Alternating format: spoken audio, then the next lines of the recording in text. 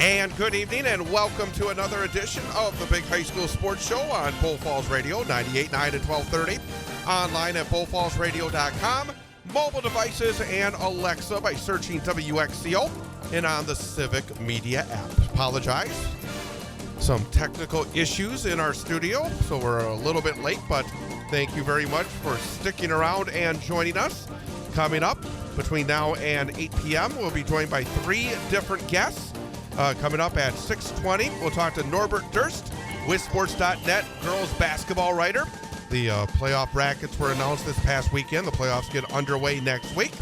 Also coming up at 7 o'clock, it will be Marshfield head boys basketball coach Chris Fisher after the Tigers clinched the Wisconsin Valley Conference with a win over Stevens Point on Tuesday night.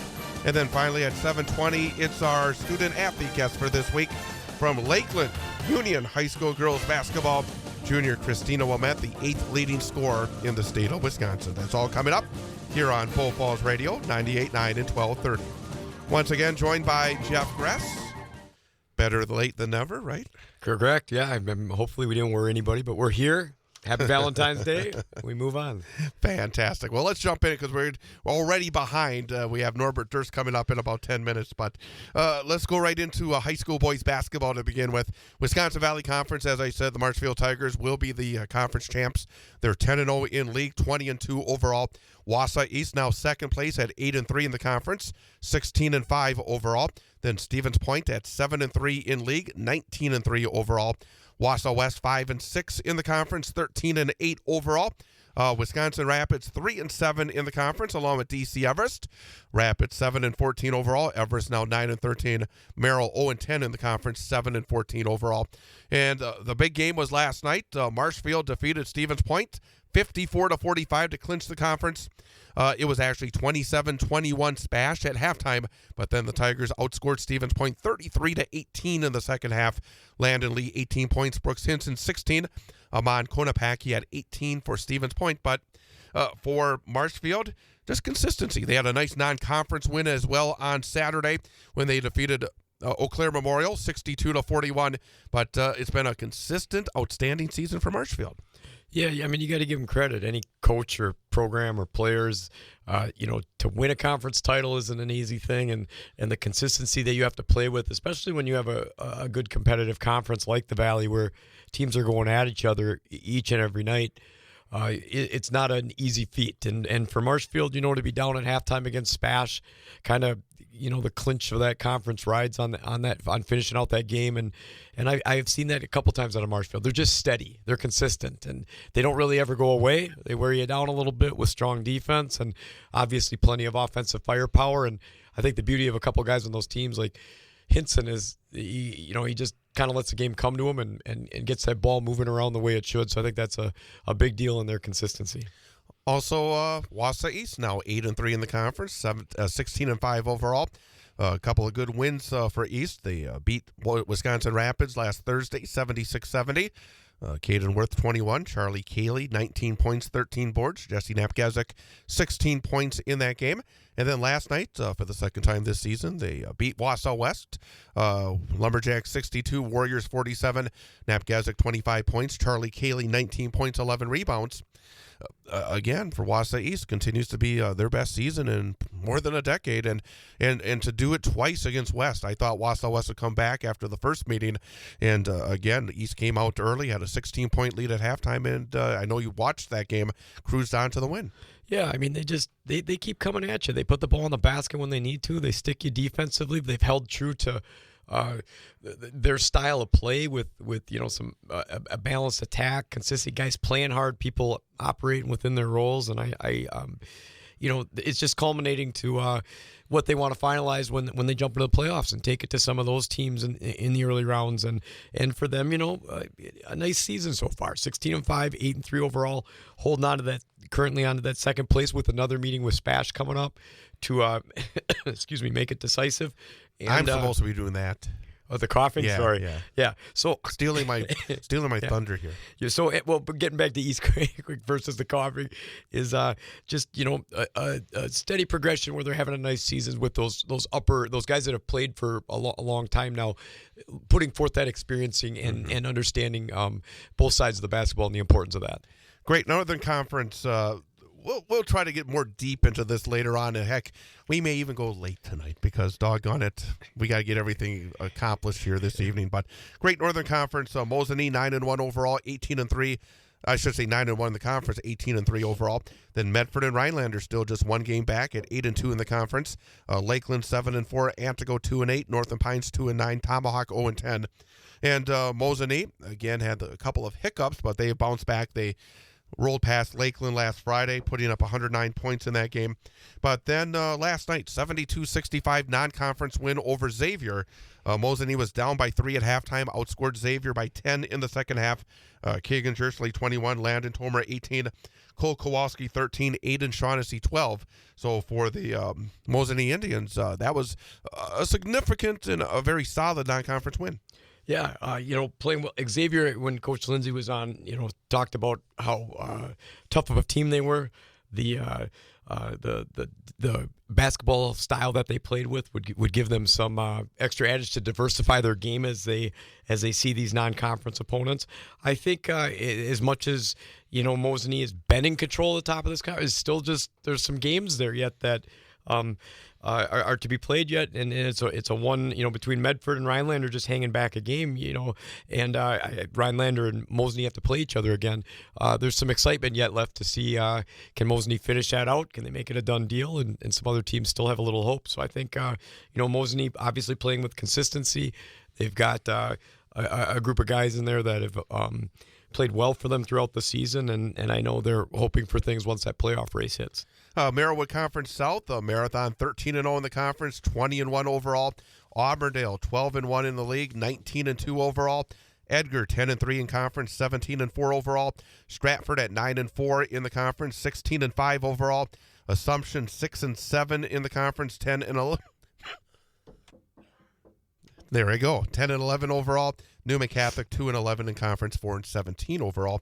And had a chance to see Marathon in action on Monday night. It was not the kind of game they had been playing. They had scored more than 80 points in 4 straight games. It was a bit of a struggle offensively, but still held Wittenberg-Burnhamwood to just 36 points in a 51-36 win. Grant Warren did what he does, 21 points in that game for Marathon. Marathon had rolled past Phillips in their only game last week, 87-53. Warren 23, Drew Wolfel 22. Talking to Coach Adam Jacobson on Monday night before the game, he said that game against Phillips after a week off, his team in the first half felt like the offense was as good as it had been, and sounds like he's feeling good about the progression and everything that this team is doing in terms of its preparation at practice, in terms of its execution in the game, in terms of being coachable. And I think, again, Coach Jacobson and his staff does as well a job as anybody in our area. It just feels like Marathon is in a pretty good place going into the final week of the regular season with huge games coming up next week against Edgar and Auburndale to try and close out a perfect conference season.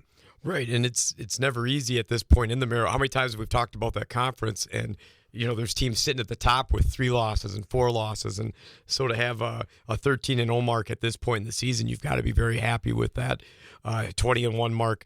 Obviously, the Merriwood South owned a lot of those northern crossover games the last time, so consistency there for the Merriwood South. But, a couple big games where those teams are, hanging right behind Marathon. So, again, some interesting times in that conference to close it out. But, Marathon, they have good guard play in the 2 seniors and a balanced attack with the other sophomores that are in the starting rotation. Obviously, you got Warren sitting in the middle, but they go to their bench, and those guys still come off and know their roles and play disciplined and consistent. And that's a big deal when you make substitutions and the team the team is first and the team discipline just continues and continues. I think that really shows the making of a great basketball team. We're going to delve more into it later in the program. We had a little bit of a shorter segment here to start things off. So what we're going to do is take a 1-minute break, and then we're going to be joined by Norbert Durst with Sports.net girls basketball head writer, talk about the girls basketball playoffs coming up, our Central Wisconsin teams, about, again, whether or not he felt like the brackets fell the way that they should. We'll talk to him coming up, and then coming up at 7 o'clock again, we'll be joined by our coach guest for this week, Chris Fisher from Marshfield, and then our student-athlete guest, Christina Wilmette at 7:20. So still plenty to come, but back in 1 minute with Norbert Durst coming up here on the Big High School Sports Show on Bull Falls Radio, 98.9 and 1230. On Friday night, the Wausau West High School boys basketball team travels to Marshfield to take on the first-place Tigers in a Wisconsin Valley Conference matchup. Hear all the exciting action live on Bull Falls Radio, 98.9 and 1230. Online at bullfallsradio.com. Mobile devices and Alexa by searching WXCO and on the Civic Media app, starting with the pregame show at 7 and the opening tip at 7:15. Wausau West High School boys basketball on Bull Falls Radio is brought to you by the Cloverbelt Credit Union, Red Robin Restaurant, Sun Printing, Graphic Packaging International, the Wausau West Athletic Department, Menke Automotive, Shine Chiropractic, and Picks and Pieces. It's Wausau West at Marshfield in high school boys basketball.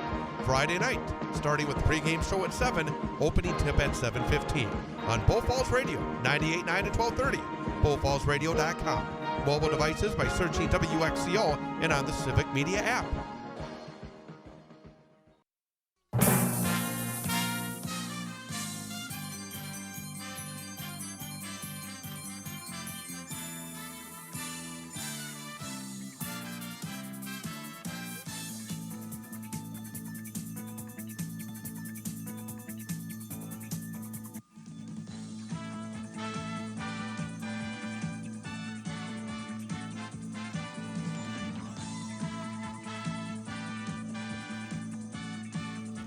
And welcome back, Big High School Sports Show on Bull Falls Radio, 98.9 and 1230, bullfallsradio.com, mobile devices and Alexa by searching WXCO and on the Civic Media app. I'm not going to go into it, but the last 20 minutes have probably been as nutty as you could possibly have trying to get this show on the air. It's a story for over a cold beverage. There you go.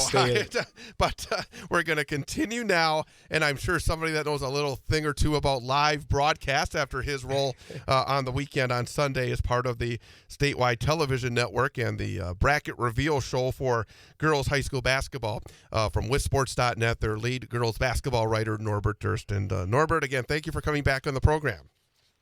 Of course. Thanks for having me on again.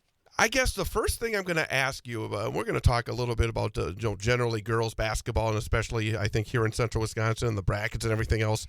I think one thing I've noticed in the last couple of years since we've gone to the computerized seating, there are certain people out there that are just looking for excuses to get upset about something. Because if you look at, all the brackets, you're going to find one or two things that no matter what system you do that you're going to complain about. I wanted to ask you, because you look at this so very closely, in terms of generally, for the most part, do you think that the computers got it right this year? Yeah, I think for the most part they did. Obviously there's a couple of those that are larger maybe like concerns as far as, those the seating goes now with the computer. But, for the most part, it's about what it's going to be. They don't look to head-to-head, so there's certain things, that coaches, when they come together, they're going to look at things and, a few 1-2s that, coaches might have flipped. But, for the most part, I think it's better to keep the coaches away from each other, fighting for not just their seed, but maybe the seed they're trying to manipulate a little bit for another team so they can get a better matchup down the road. And, I think that's the part that we just don't want to have when it comes to those seed meetings. And Norbert, what do you think if I'm a coach and I'm going to schedule stuff and figure out how to put my team in the best spot for the next season? What do you think is the major factor that they should do in their scheduling of their season to try to have the best results off what the computer inputs and puts in? What's the major category in your opinion that would be the biggest deal? Well, I mean, the computer, you can look at a lot of ways, but the computer looks like it likes teams that, obviously play good teams. That's number one. But if you play down, that is a way to get a higher seed. I think we've seen that in several of those situations, most notably in Division I with Oregon and Verona both being undefeated. Arrowhead's in that mix there too. They just have one loss to a Wisconsin team. But, Oregon playing in a very strong Badger Large definitely helped. But, that's playing against mostly Division II teams. Now, you can argue a lot of those teams are Division I quality, but then in some of their non-conference games, they played good smaller school teams, and I think that definitely helped catapult them not just above Verona, but above Arrowhead as well. So I think the answer there is you play good teams. Now, I always say you play good teams if you want to win in the tournament, but, you play good teams in smaller divisions or weaker conferences, and that's a way to get a higher seed. Do you think coaches have figured this out? Do you think that after a little bit of experience, that in terms of setting up the schedule, in terms of maybe knowing a trick or two that can help you in the end, where you can almost manipulate a little bit in terms of ultimately where you get, if you know what kind of team you have, obviously, and you're looking for that top seed? Oh, yeah, definitely, because I don't feel like any of that information I said before is any groundbreaking information because I think the coaches have seen that the past couple of years. The WIA just says, play good teams, and that's going to reward you. But, I do think not just good teams, but it would be nice if there's a way to add some sort of a power ranking, whether it's a conference or overall, because, some of those conferences aren't as strong as others. So you play a good team from even a larger conference, but, they're just not as strong as another league. So you're going to get a little bit more benefit playing that team. And, I think if you have a little bit more of a strength of schedule added somehow, not just, beating teams, that might flip some of those, like maybe Edgewood in Division III, where they got the 2 seed behind Edgerton and they had two more losses, but they played a much more difficult schedule. So I think we got to try to find a way to reward the coaches that not just play in a good league, but also are going out and playing non-conference games. And like for the instance with Verona, like they play in the Big 8 where you play 18 conference games, and the conference was not that strong this year. And they played the best of the best in the non-conference and still weren't rewarded. And I think that is definitely the frustrating part for coaches. And Norbert, how about jumping up here in central Wisconsin? Any a team or two that you are looking forward to watching, you think, because I know we've talked before and mentioned that, especially up in the D1 bracket, it's tough to get a couple of wins up here when they start playing against Fox Valley teams or some of the stronger teams over in the Eau Claire area. Any team you're looking that you've noticed up here that you think, maybe they can do a little damage if they play a certain way or do a certain style just because you have a good feeling about them or like what you've seen of them out of recent play?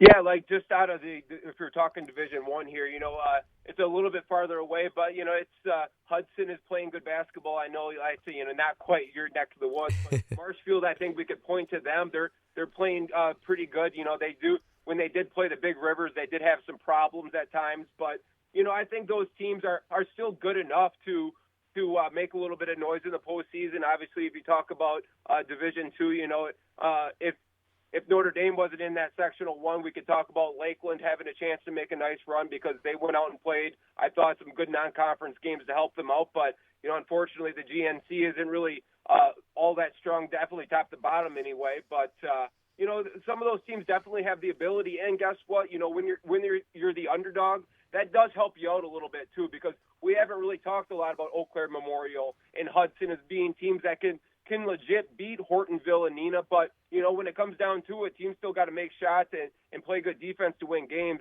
And last year, I believe some of those games weren't quite as lopsided as expected. Again, we're talking to Norbert Durst from WisSports.net, head girls basketball writer for the website. One team in D1 that I think actually from this area that could make a bit of a run as they've got better. They started off slowly under a new head coach, but have played really well. And in fact, last night had a really impressive road win. That's Stevens Point. Stevens Point's number 5 seeded in the D1 bracket. They went to number 4 seeded Eau Claire Memorial last night for a non-conference game and won by 10 points. I think this Stevens Point team has taken some steps forward. And also, I was wondering if you've heard any rumbles about this freshman for Stevens Point, Jada Seibert. I've heard that already some D1 colleges are looking at her, and she's a really impressive-looking player. I saw her go up against Wausau West, and I thought she carried herself exceptionally well. And Janelle McCarville, obviously a Stevens Point legend, now coaching the Panthers. I think that's maybe a team that could break up the party from the West and the East, and maybe actually make a bit of a run. Do you see that at all? They certainly have a chance, and the good thing there is they do have a first matchup that is suitable. I think if they play maybe had to run into against one of those FBA teams, that first game might have been a little bit more difficult. But you get that first game out of the way, and they certainly could. They've showed it. They could beat Eau Claire Memorial already. And while I wasn't sure if the league was going to be strong enough to compete against even the Big Rivers top, they have shown the ability. And while at times scoring maybe is an issue at times against some of those better teams, they've been playing very good basketball, and I have seen very good improvement. And they definitely are one of those other teams. They did split with Marshfield. They got them the first time around, and I believe lost the second time around. But they're improving, and again, when you're improving and you have some excitement in the program, that can definitely find a way to upset a team that is kind of overlooking you in the postseason. I got a chance to talk to Coach Melissa Womet of Lakeland when they came to Wausau a couple of weeks ago. She is not very happy about the whole Notre Dame situation, to say the least. Right. How good is Notre Dame? I mean, you see two of the Miss Wisconsin basketball finalists from that one school. How good are they? And based on what you know with Christina Womet and a couple of other really bigs for Lakeland, is there any chinks in the armor, I guess, for Notre Dame Academy for anybody in that bracket? Well, I wouldn't say in the bracket. I think it's really Division II, and I think it's been this way the whole year. I think there's still, even though we do have a couple undefeated teams in Division I, Notre Dame and Pewaukee, in my opinion, the best two teams in the state. So it would have been nice to maybe see Verona play one of those teams, or maybe Oregon, but to see kind of gauge those teams a little bit more. But top to bottom, those teams are so deep. They play such good defense. They both move the ball very well. Notre Dame, four players that can score in double figures on a regular basis. I think they average even four in double figures. But they're going to bring the pressure, and that's the one thing. If you can somehow find a way to get them in foul trouble, I guess that's one way to level them off a little bit. But that's a really good team, and they're still hungry despite winning the last three state titles. They're going to try to be the first girls basketball team in state history to win four straight. And Coach Sarah Rohde, she's already got 5 state titles. If she gets her 6th, that would tie Jim Myers for second all time, and Jeff Pustina has the record there with 9. So I mean, it's pretty historic what they've been doing, obviously, and it definitely is going to.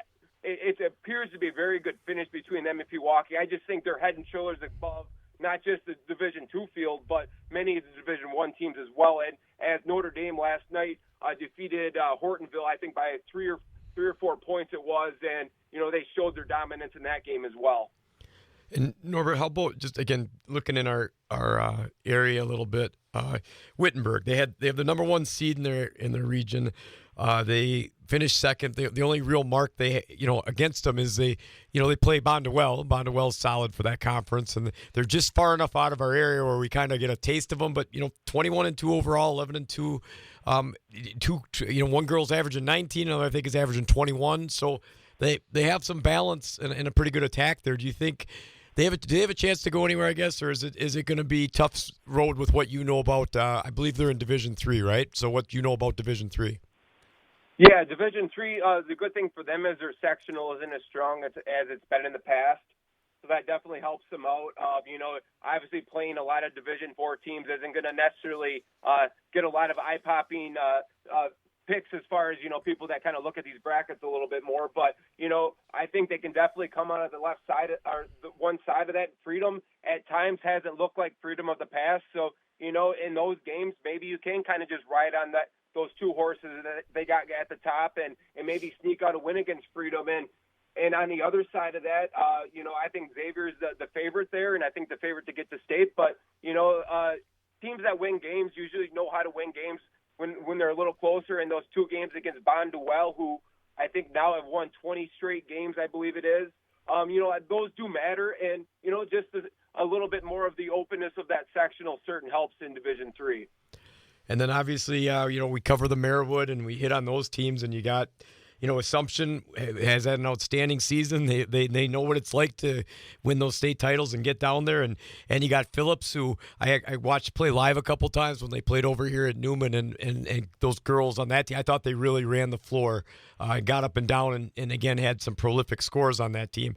I'm not quite sure, to be honest with you, where they're going to run into each other, but for division, they're not actually. Phillips is D4 and Assumption's D5. My bad. Thank you, Chet. I'm just looking at the Marywood here. Okay, let's go to Phillips. My bad. I'm jumping all over. With Phillips, then, do you think, because obviously, you look across the state and you look across the tendencies, it's tough to come down from the north and be one of those final teams. You have to have, a lot of times it seems you have to have that special moment, that special team, that special group of kids. Do you see Phillips making any noise in terms of what they might run up against in the D4 bracket? I think they could. I don't know if they have quite enough depth to compete against McDonald Central, which they would have in a sectional semi. But, they got 2 very good players at the top, and usually when you got that, you have a chance. But I'm just not sure against, like, a McDonald Central team. Again, they returned the bulk of their roster from last year's team.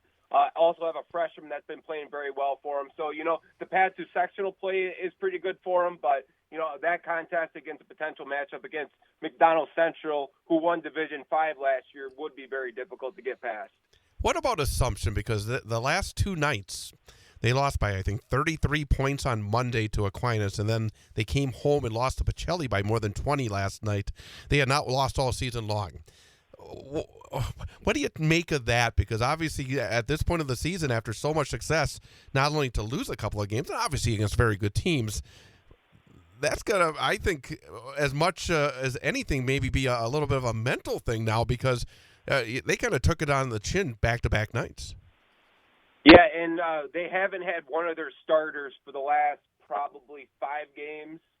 Sarah Shaw, their lead defender, who right. has, I think, about 6 steals a game, she's been out, and it sounds like she's going to be back for the tournament, and that's going to make a big difference there. But I think even with that, you got to be a little bit shooken up a bit if your Assumption, because while Aquinas is a very good team, and even with some players, you can kind of get into a race where they just kind of blow you out sometimes.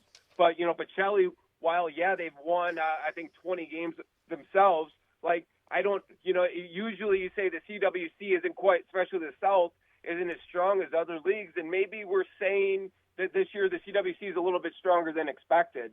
And, it probably doesn't help that the rest of the Marywood wasn't that strong. And concerning, too, that they really didn't play anybody else non-conference besides, some of those teams just recently. So I think maybe it's something that they would have seen a little bit quicker with the team. But and not to mention that sectional in Division V is the strongest in the sectional. So you can't have one of those games that even with, those stars, these teams are much better than Pacelli, in my opinion, at the top. So it's going to be difficult. And Norbert, you see for our listeners that don't know, your heads in, you're all in on this, and you're diving in and you're analyzing this statistical wise, or what you're observing, or what you get to see, or what you hear. Any teams that, because you've seen this long enough, teams that are peaking at the right time, you can kind of pick out. You can see what they're doing. You can see them coming alive a little bit. Any sleepers across the state, or any up in our area that you think might jump out come tournament time because they're hitting the right stride when they need to? Well, I think we can definitely point to Stevens Point if we're talking about your area. You guys mentioned that, and I definitely think they're a team that's improving. And when you're a young team, when you get to the tournament, sometimes those things you don't always know about, it's a benefit because you're not thinking about some of those things maybe a veteran team's thinking about. But I think for the most part, I think in a lot of divisions we're pretty cut and dry, in my opinion, on those top level teams. But in Division I, I think that's where probably there could be some surprises, just because you have some very strong sectionals. I believe it's Homestead in Division I is a 5 seed. They've been ranked all year. They're the only team to beat Arrowhead this year. So I think there's some of those sectionals are so deep, and again, maybe other sectionals aren't as strong, so it gives teams an opportunity to get to the state tournament that they haven't had a chance in the past. For instance, sectional 1 in Division 5, McDonald Central's been blowing those teams out for a lot of those games. And now this year, you have maybe a Clear Lake could get through there.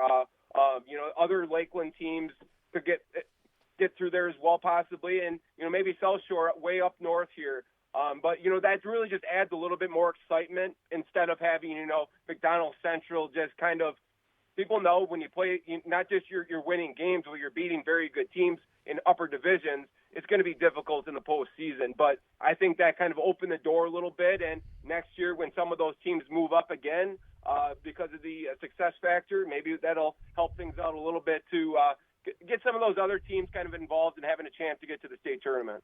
And I got one more before Chad jumps in here, Norbert, just because we got your expertise on the air here. I know Chad's opinion for D1 and the state tournament and things like that. I'm curious what your take is. Everybody always says we want to get a couple more games for D1 is what I always hear. And obviously I coached in D5, so I love the element of D5 and things like that. So your take, is it right the way it is, or is there changes on the horizon, or are there things that can be tweaked? I guess I open for whatever you feel is your opinion. Well, I think we missed an opportunity with adding 2 Division I teams this year. I know that would have affected some things, but there was an opportunity to have that morning session open on Thursday. You add 2 Division I teams, and I know that the issue is the WI doesn't really care about. I know, especially with the seeding stuff, they don't care about the best teams being at state. They care about regional representation. But in a year where we might not ever get to see Allie Zabella at the state tournament, this would have been a great opportunity to find a way to get Hortonville and Neenah separate.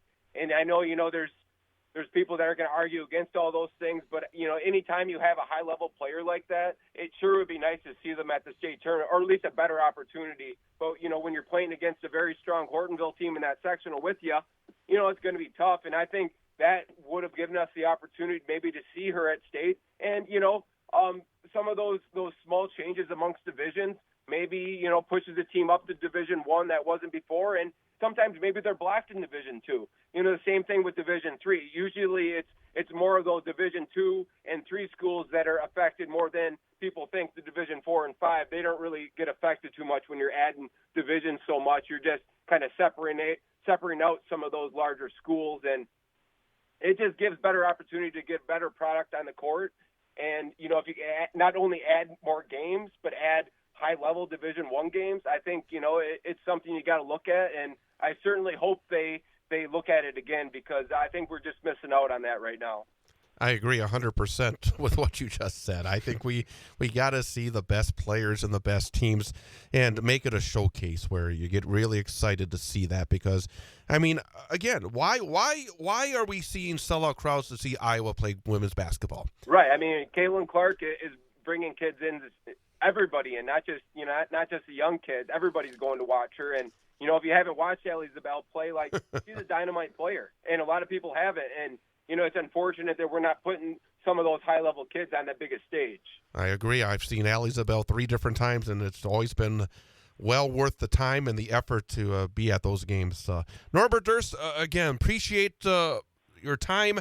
I know you were with the state audience on Sunday. Great to be with our regional audience here on this Wednesday evening. Enjoy the playoffs, and we'll touch base again sometime real soon. Sounds good. Thanks for having me on. You bet. Norbert Durst, again, lead writer for girls basketball at wissports.net.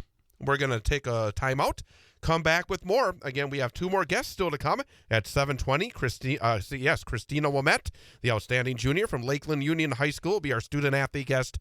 And at 7 o'clock, the boys basketball coach at Marshfield High School, Chris Fisher, will be joining us. That's still to come. Along with Jeff Gress, I'm Chad Holmes. Back in a minute here on Bull Falls Radio, 98.9 and 1230. On Thursday night, the playoffs continue for the Wausau West Warrior High School hockey team. The Warriors make the trip to Hudson to take on the Raiders in a Division I regional final. Hear all the exciting action live on Bull Falls Radio, 98.9 and 1230, online at bullfallsradio.com. Mobile devices and Alexa by searching WXCO and on the Civic Media app, starting with the pregame show at 7:20 and the opening face-off at 7:30. Wausau West High School playoff hockey on Bull Falls Radio is brought to you by the Cloverbelt Credit Union, Red Robin Restaurant, Sun Printing, Graphic Packaging International, the Wausau West Athletic Department, Menke Automotive, Shine Chiropractic, and Picks and Pieces. It's Wausau West at Hudson in a Division I Sectional 1 regional hockey final Thursday night, starting with the pregame show at 7:20 on Bull Falls Radio, 98.9 and 1230, bullfallsradio.com, mobile devices and Alexa by searching WXCO and on the Civic Media app.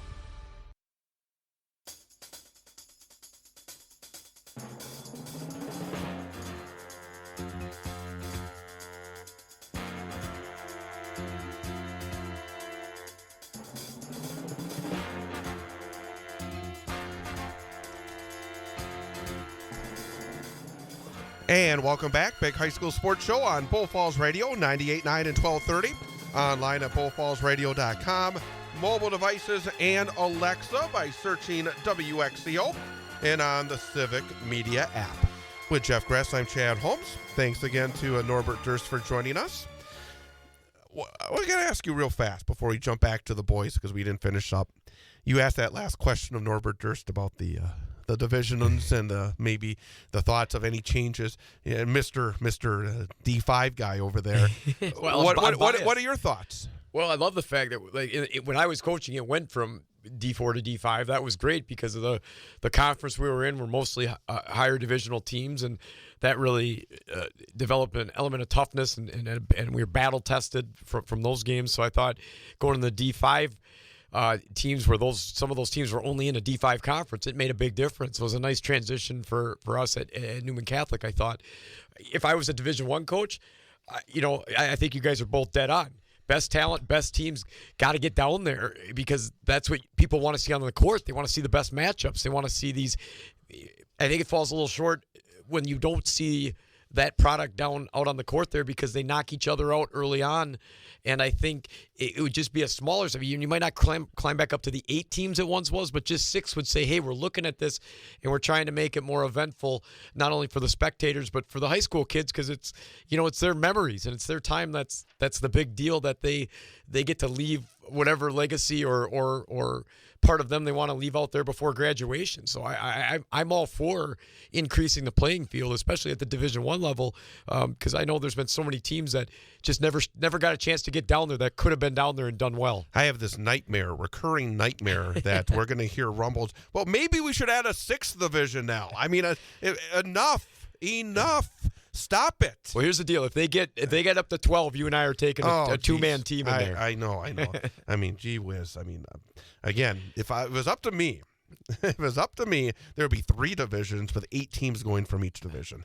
And I know people would just go nuts if they ever did that, but it's not happening. So we were in the midst of the Merriwood.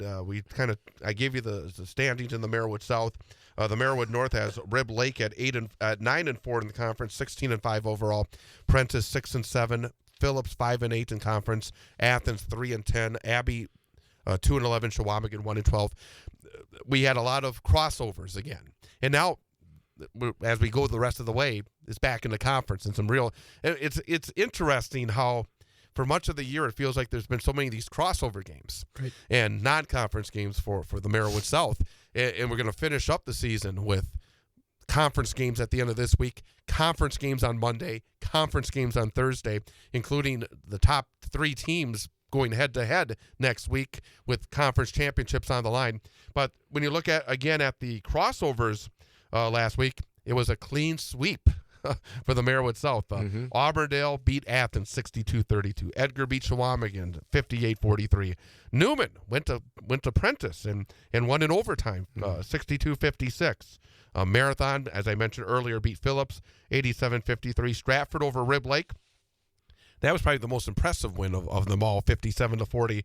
Assumption over Abbotsford, 56-53. And it was interesting. I was, again, talking to Coach Jacobson of Marathon, and I was saying, Stratford, because we talked to Coach Schmidt earlier in the season, and it was, I think in last week's show, we were talking about how they had struggled at home against Shawamigan.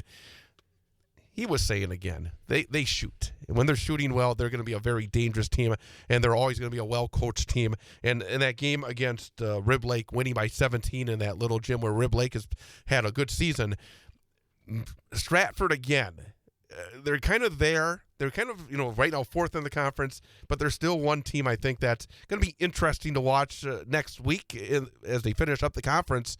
And then, of course, in that mini Merriwood tournament that we're going to see in the Division IV playoffs. Well, that's when you were rattling off all those games. That was where my thoughts were going. Once you're done with the conference thing for the Merriwood South, you show right back up when you're playing these teams again for a third time. A possibility of those matchups happen.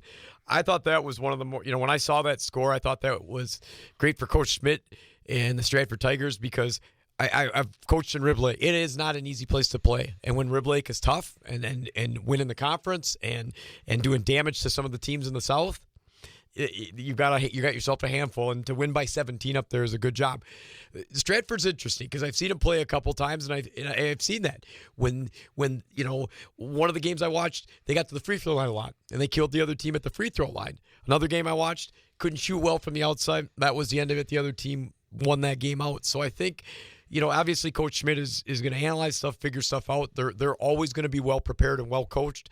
It'll probably come down to that consistency to put the ball in the basket on how far they go. But again, a team you can't overlook, a team that is going to be there. And I think for at least the Merriwood South, it's going to be exciting to see how these final games play out with so much happening in the conference yet at the end of the season. This is when it becomes boom, boom, boom, boom, boom. It's just a lot of fun. I mean, it's going to be very interesting with Auburndale playing at Marathon next Thursday. That will be a game a week from tomorrow that will be broadcast live right here on Bull Falls Radio, 98.9 and 1230. And with Auburndale, what they did last season still sticks a little bit with me because they lost twice the Marathon, but then they beat Marathon in the playoffs, and then they played an outstanding game in the sectional final as well. And you've got a coach that's been there. You got some of these players that have been there. There have been times, again, they're 19-2. They're obviously having a great season. The fantastic only loss in the conference came to Marathon. I thought beating Athens by 30 on the road last week was a good win. Then last night, a 44-41 against Amherst. I saw Amherst play Newman during the holidays. That one is like 44 points. Again, but the thing about it is, this Auburndale team, there are times they don't look great, and they find ways to win, and then they seem to have that next level when the games really get important as well. That makes them very dangerous when the playoffs get underway. And even that game next Thursday makes them very dangerous. Well, how many times, if those cliches gone, or you've talked about it, where teams, they play up to the level that they're at, that they're going to play against in their opponents. So sometimes they come out, and at the end of the day, they're still high school kids. They got other things that are going on, other things they're thinking about, so they have some highs and lows in terms of how they present themselves in a game, and it comes together. But I think the idea is you can win in so many different ways. You can win an ugly one when what can you buckle down on and focus on from not only a coaching standpoint, but from also the players when part of the game isn't working. I think when those teams and the coaches are able to figure that out and fight through it, that's when you have that consistency in the win category, because they're able to win in a bunch of different ways, whether it's an inconsistent shooting night, whether our defense buckles down and holds things in,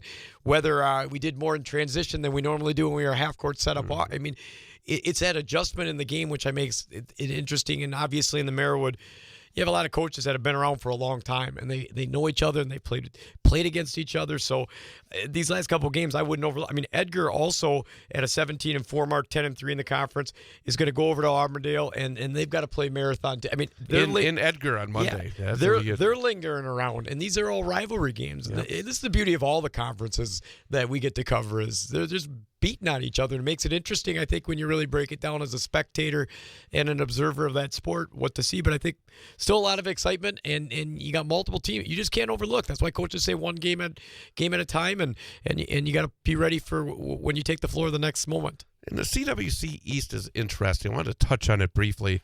You got Bondwell, who's 12-0. They're 20-1 overall.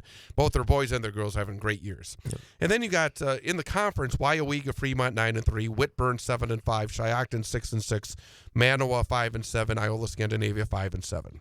Okay, there's a little gap. But if you look at their overall records, I've never seen this where you got Wyowega Fremont 11-10 overall. You got Wittenberg-Burnham 10-11 overall. You got Shiocton 10-10 overall. You got Manawa 11-10 overall. You got Iola Scandinavia 11-10 overall.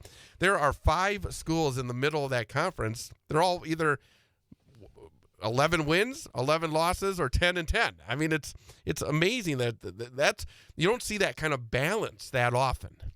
No, it's at this part of the year. Yeah, I mean, obviously it's every other one: win one, lose one, or just lose two, win. However that ratio goes, and obviously not analyzing a lot of those other teams, it shows that there's they've got some balance and the consistent or balance or unbalance, however you want to look at it, in the consistency of play in both their non-conference and their conference games. Bondwell has been the most consistent, which is why they're at the top of that conference, and they're a very good basketball team.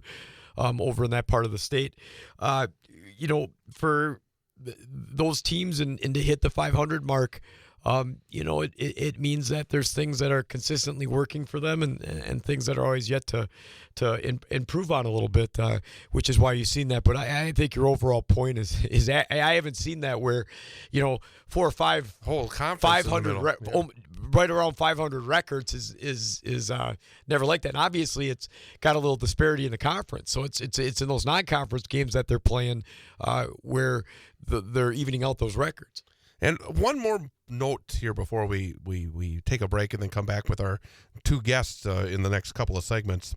I want to go back to the Valley because we had Coach Oliver Drake on last week from DC Everest.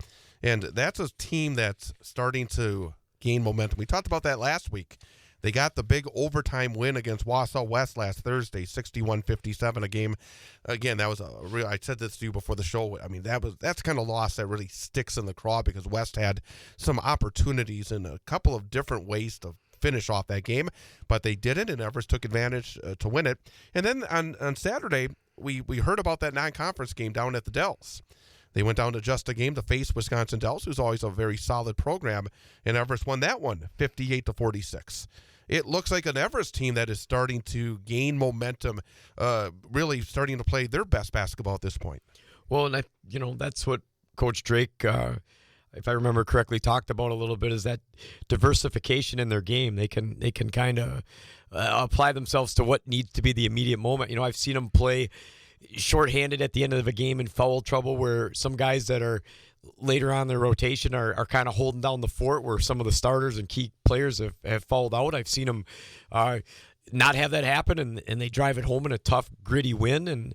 And other times where, they know what they need to work on, where they don't feel they played their best basketball and go out and correct that for the next game. And so, I think there's, again, in listening to Coach Drake speak that when he was on the show, there's they have a plan, they have a formula, they know where they want to go, but because of the youth, the inexperience, they're playing with a little bit of looseness, which is helping the players maybe adapt to those circumstances because, they know a mistake can come, but how are we going to fix it as a team to fight through it for that next moment? That's going to be a big moment and a tight one. And again, we've said this because we've looked at their schedule enough throughout the year. They're very competitive in both their non-conference and their conference schedule. And a team that if you take them lightly, they're gonna jump on you and pounce on you. And they've got enough weapons on that team in terms of size, outside shooting, guard control. Where they're going to be a formidable opponent for whoever they draw in the playoffs. And Coach Drake's that was the scary line I thought that night, is he says he really doesn't care about the computer because we're going to play whoever we're going to play. And that means you're not analyzing. That means we're showing up and doing our Everest thing, which I think it's sometimes a tough mindset to get in, that it's on us. We're going to do what we can do, not worry about anybody else. And I think that's a good way to look at it. Speaking of the Wisconsin Valley Conference, coming up next, we will have our coach guest for this week, celebrating after clinching the Wisconsin Valley Conference Championship last night with a big win over Stevens Point. We'll talk to Marshfield head coach Chris Fisher coming up next. 1 minute to Coach Fisher here on Bull Falls Radio, 98.9 and 1230. We are the NFHS. That stands for the National Federation of State High School Associations. But really, what we stand for, together with the WIAA, are the 178,000 high school sports students in Wisconsin. And so we stand. We stand for the runners, soccer and basketball players. We stand for their coaches, administrators, and officials. We stand for the swimmers, football players, and wrestlers. We stand for the golfers, softball, and volleyball players. We stand as the national leader and advocate for high school athletics and all who participate in them and make them possible. Because it is our purpose to ensure that high school students get to play, perform, and compete together. To learn more about who we are and what we stand for, visit nfhs.org. WXCO 1230 AM, W255DN Wausau, streaming at bullfallsradio.com.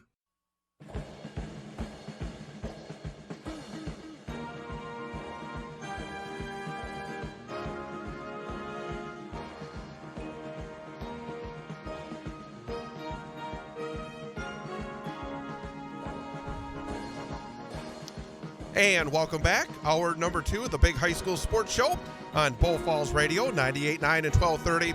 Online at bullfallsradio.com. Mobile devices and Alexa by searching WXCO and on the Civic Media app. Again, a quick note as well, if you missed the program, we always post it right after the show ends on our website, bullfallsradio.com/sports. But you can also get it wherever you get your podcast. Just search out Big High School Sports Show. With Jeff Gress, I'm Chad Holmes. And it's time for our coach guest for this week. And the head basketball coach of, we can say it again, the Wisconsin Valley Conference champion, Marshfield Tigers. Very happy to welcome to the program, Chris Fisher of Marshfield. Coach, first of all, congratulations and thanks for joining us. Thanks, Chad. I appreciate you guys having me on. I'm always willing to talk basketball and promote our program. Well, the first question I got for you is we're basically right after halftime of our program here tonight. And last night, he had a bit of a rough go of it against Stevens Point in the first half, but had an outstanding second half. What did you tell your guys last night to help yourself to complete a season sweep against a very good Stevens Point team? It wasn't anything magical. I'd like to say there was some major halftime adjustment that we made, but we didn't.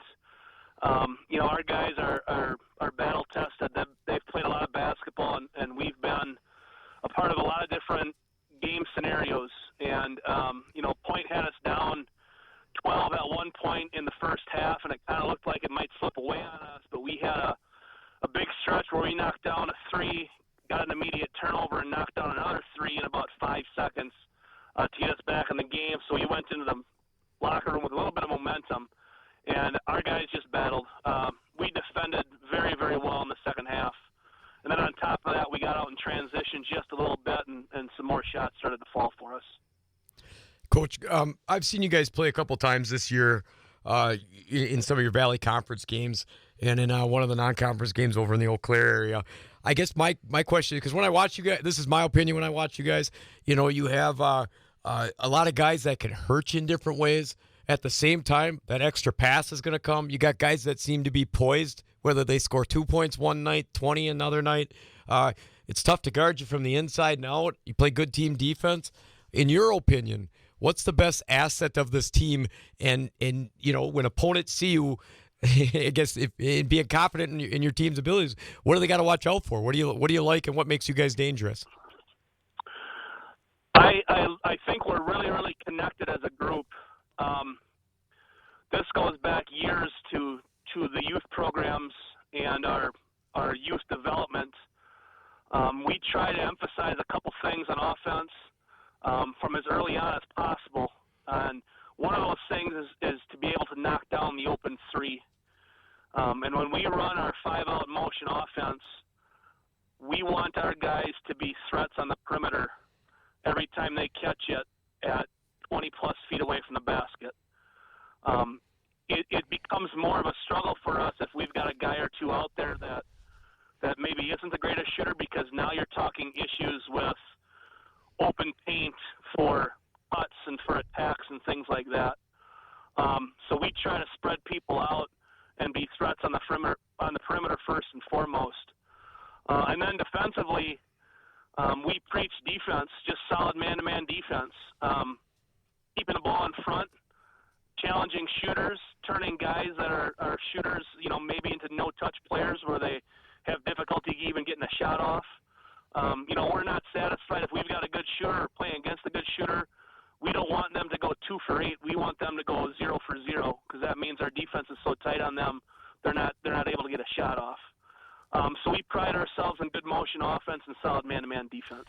I thought your defense, I saw your team in person when you came here to Wausau to face West a few weeks back, and I think the halftime score was 49-13. I thought your guys just clicked on all cylinders that evening, and one of the things that kind of jumped out watching, I got a good point of view. I'm way up high, so I'm watching this, and it looked like your guys were so active in terms of the passing lanes, in terms of being able to get a piece of the basketball, be able to turn that into transition. It appeared, again, at least in that game, especially in the first half, that so much of what you're able to do starts with getting turnovers, forcing turnovers, and getting some transition that way, getting some easy baskets. At least that night it certainly looked like that. Yeah. Anytime, we've got pretty athletic guys. We've got some quickness. And anytime we can turn a deflection into a turnover, a live ball turnover, we've got 2 pretty good guards in Brooks Hinson and Landon Lee that can push tempo and push pace for us and create some extra possessions. And anytime we can do that, we certainly want to take full advantage of that. Again, we're talking to Chris Fisher, the head boys basketball coach of the Marshfield Tigers, who clinched the Wisconsin Valley Conference Championship last night. They've won 20 of their 22 games so far this season, perfect 10-0 in the Wisconsin Valley Conference. And Coach, how big a deal, your guard, I mean, you could talk about, you got a lot of great kids on your team.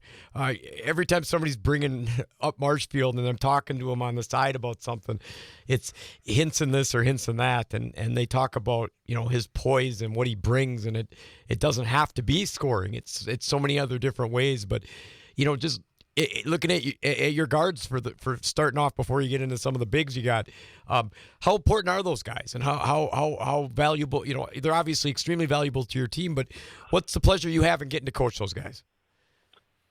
Yeah, Brooks and Landon being both juniors, they've played a lot of basketball together, and you can really see the synergy between those 2 guys in knowing what they're going to do before it's done and anticipating each other, whether it be some type of 2-man action or even against pressure. If we face a run and jump team or a man-to-man team that could potentially double team them, we'll just have one of those guys throw the ball in bounds to the other one, and we'll just let those 2 play off each other in the backcourt. And I really think that opponents that like to run and jump or pressure us maybe get a little bit fearful of doing that because they are so good with the ball and they're really difficult to trap, and it's really difficult to get the ball out of their hands. Then on top of that, in a late game scenario like last night against Spash, where we had a lead late with under 2 minutes, under a minute and a half, and they're trying to play that chase game with Landon and Brooks, the dominant ball handlers, them shooting at over 80%. Brooks is close to 90% from the free throw line. It's a tremendous luxury because you just trust all of their instincts and everything they do on the court. It's also great when you have a little size because for whatever reason, and I don't know whether it's just in terms of what I've been seeing over the years, it feels like there are fewer tall guys here in central Wisconsin for whatever reason. And you got a couple of kids I think are pushing about 6'7" as well. Having that guard play and then having just a little bit of size to have a little bit of width, to be able to have a little bit of a different look as well. I imagine that is something that is also a significant edge for your team. Certainly.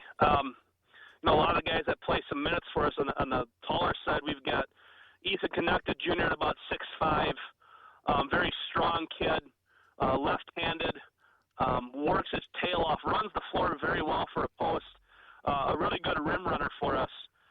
Chris Paul is a very talented 6'7" sophomore that's can play inside and out, and he's just getting better with every game. And a kid that we bring off the bench in Valen Ramberg at 6'5", 6'6", another kid that can score at multiple levels, attacking the rim or shooting the three. We enjoy having that size, but you've got with your size, you've got to be able to utilize it, and you've got to be active with it. And I think we've got 3 pretty good ones there. And Coach, with you mentioned some of your roster, and I know that's another big deal. A lot of these guys are coming back. A lot of these guys are juniors, sophomores, and obviously that's a great feeling too. As much as it is great this year, great for next year, has there been any instances where, we got to work on this, guys, because we're young, we got to figure this out a little bit? Any little, growing pains or things you've had to rehash because you are still involved with a team that would be labeled as more youthful in the conference? At this point, I'd like to think no, because our underclassmen that play a lot are no longer underclassmen in terms of experience. So I'd like to think no.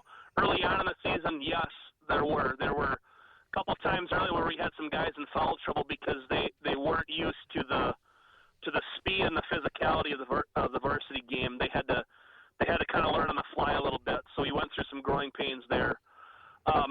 We do have a talented group of underclassmen. But I would be remiss if I didn't mention the 3 seniors that we've got, because it really all starts with them, with Brant Fries, Noah Daniels, and Max Ortel. We've been very fortunate the last couple of years where we've had a strong senior class in terms of numbers. The last 2 years we graduated 8 seniors in each class.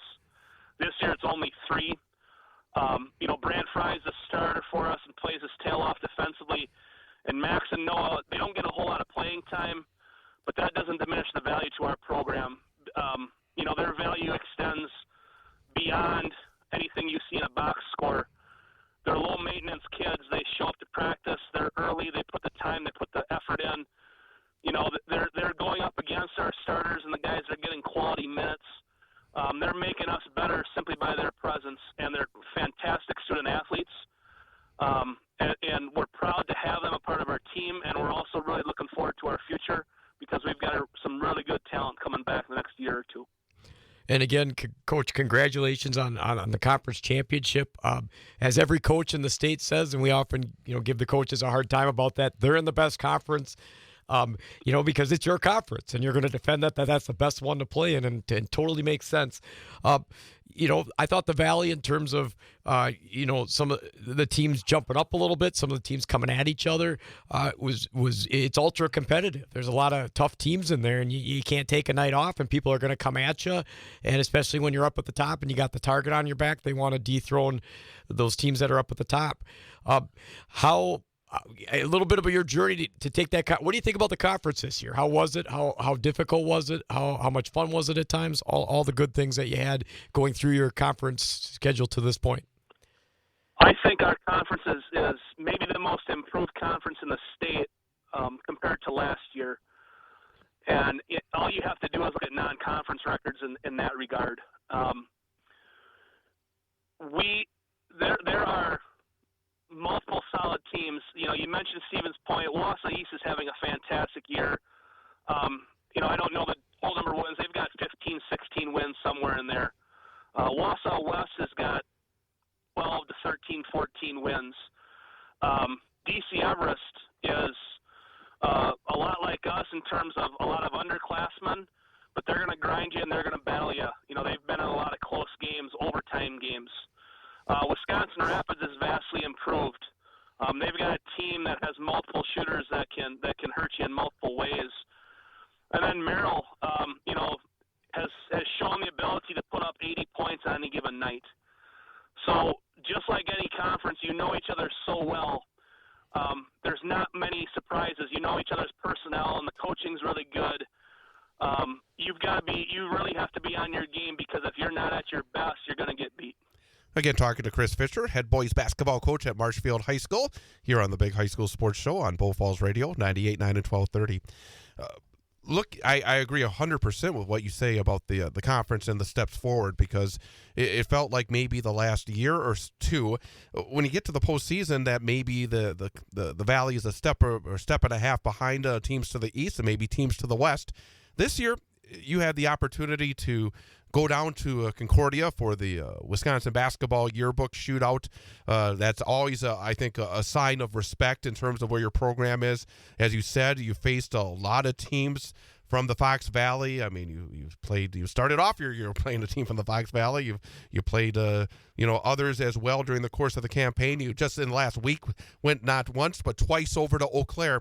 And I want to kind of touch off those games because your last 4 games have been very interesting. You had the Hinson game winner to win at Wausau East, win a huge game in the conference. Then you had a game at Eau Claire North where you had a big lead and then saw that one slip away and fall in OT. And then went back to Eau Claire, and I watched this game Saturday night. And it was, I thought, a very methodical performance by your team. It looked like, you guys came out there and just executed. And you just basically took chunks out of Eau Claire Memorial, a very good team itself. And then, of course, last night's game. But what did you learn on those 2 trips to Eau Claire? Because I thought, it was a really good bounce back in terms after probably a disappointing loss against North to go over to Memorial and do what you did Saturday night. I think we learned that it's really difficult to win basketball games. I think we learned to appreciate every time you have success, to enjoy it. You can kind of, when we go on a nice winning streak like we had there, you can kind of get a little complacent and you can kind of fall into you thinking that it's a routine and it's going to happen again. And like you said, we had a highly emotional victory at Wausau East in a hotly contested game with a lot of emotion. And then to travel to Eau Claire North, and we jumped out on them 27-5, and you get yourself comfortable, and you just kind of think it's going to continue, and then all of a sudden Eau Claire North starts knocking down shots, and we start missing shots, and before you know it, it's a back and forth game, and it's a game on the road where there's a lot of fans that are rooting against you, and you get a good shot at the end of regulation that doesn't fall this time. You get a good shot at the end of overtime that doesn't fall. And you come out on the short end of things. But I thought our guys had a really good mindset in the locker room after that game. Whatever the outcome is, we're going to know why. We're going to know why we win. We're going to know why we lose. So, the goal is just to continue to get better. We had a stretch where we had 6 straight games on the road, which is rare in a high school schedule. But through, various things and reschedulings, you got to go through that sometimes, and I think we're better because of it. And Coach, I know, when you're coaching, you take one game at a time, and that's we tell our players and what you got to do. But I know you gotta, I don't know. This is what I think. You gotta peek ahead a little bit because you gotta, prepare yourself for the computer and where people are going to be seated. What do you see to give us a little glimpse into your playoff bracket? Because I'm assuming you've peeked at it. Oh yeah. Okay. Yeah, I have. Yeah, and I try to tell our guys to keep their focus on what's next, but I know they've probably peeked at it too.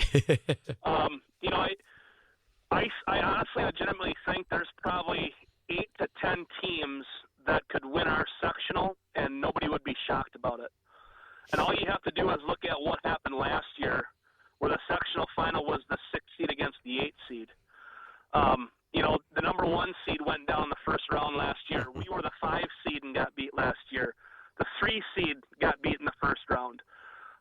It's just going to be a dogfight. There are so many good teams in the Fox Valley area. There's so many good teams that come from the central Wisconsin area and our valley schools.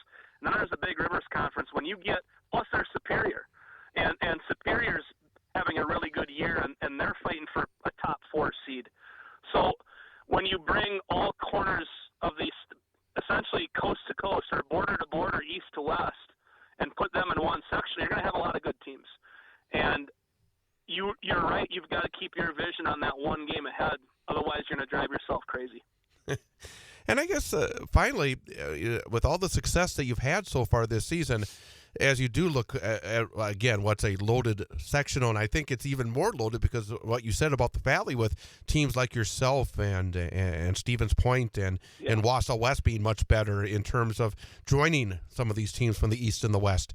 What are the things that maybe you're still looking at that you're going to have to take those, whether it's a small step or even a larger step, in order to continue to make this very impressive year go as long as possible?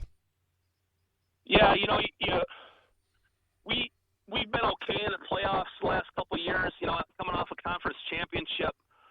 2 years ago we lost a regional final game at home to a really good Kimberly team who had a Pavletsky kid that's just an unreal point guard. We had a nice lead late late in the second half and just let it slip away. And last year, losing to Appleton North, a really good, talented Appleton North team, that first round of playoffs, we are looking to take that next step as a program in terms of some postseason success now.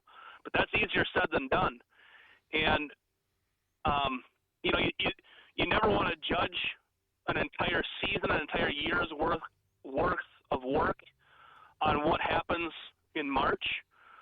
But we are certainly excited for what could potentially be a pretty strong finish to a really great year. But we know that there's going to be tough opponents ahead in our future, and hopefully things will work out for us. But I know we've got the right group of kids that can do it. And Jeff, anything else for Coach Fisher? Yeah, last quick question. We asked this to a couple of the other guests. Being in Division I, just looking at possible changes, because, they've expanded to obviously D5, and there's always the talk of adding a couple teams into that extra at the D1 level and maybe moving back, not back to the 8, but back to the 6. Any, I guess, just off the top of your head, are you content with any thoughts on that? You want to add teams, you're content where it's at? Your opinion. I would like to see an expansion of the Division I state tournament to 6 teams at least, possibly 8. I think there's room for it. I don't know what the downside is. If the downside is, the smaller divisions, D2, D3, D4, D5, saying that they want 6-2, okay, I don't know what the downside is. But,